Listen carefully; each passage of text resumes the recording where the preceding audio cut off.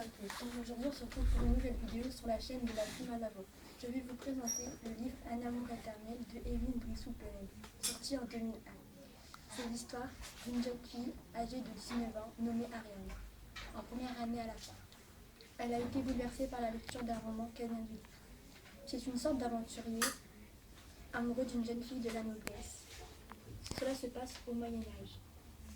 Le père de la jeune fille n'est pas d'accord que l'aventurier soit amoureux de sa fille, d'autant plus qu'elle est promise à son cousin. L'aventurier et le cousin se battent en duel.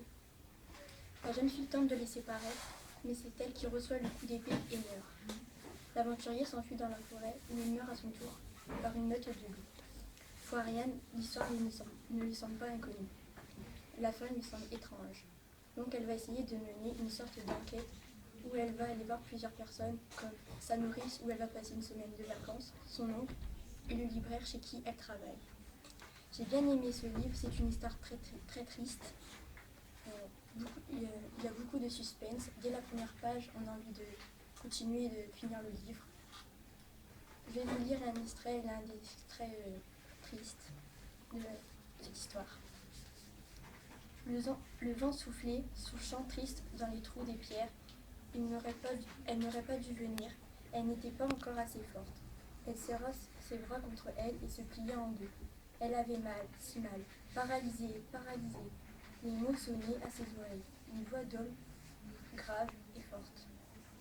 Je lui ai dit que tu étais paralysée et il est parti. Comprends-tu, Isa? Il est parti, parti. Ariane poussa un gémissement. Je lui ai dit paralysée. Je lui ai dit, comprends-tu? Elle rouvrit les yeux, pleins de frayeur. La voix s'était tue. Elle se leva avec peine et s'appuya au mur. La pointe derrière elle retira sa main, comme sous l'effet d'une violente douleur, et poussa un hurlement. Non.